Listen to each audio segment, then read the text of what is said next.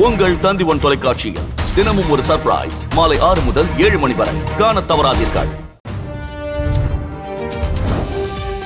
திருச்செந்தூரில் ஆடி அமாவாசையான நேற்று திடீரென கடல் உள்வாங்கியதால் பரபரப்பு ஏற்பட்டது. நாழிக்கிணறு பகுதியில் இருந்து ஐயா கோவில் வரை சுமார் 400 மீட்டர் நீளத்திற்கு 50 அடி தூரத்திற்கு கடல் உள்வாங்கி காணப்பட்டது. இதனால் கடலில் உள்ள பாசி படிந்த பாறைகள் வெளியே தெரிந்த நிலையில் கோவிலுக்கு வந்த பக்தர்கள் ஆபத்தை உணராமல் அதில் அமர்ந்து செல்ஃபி எடுத்தனர்.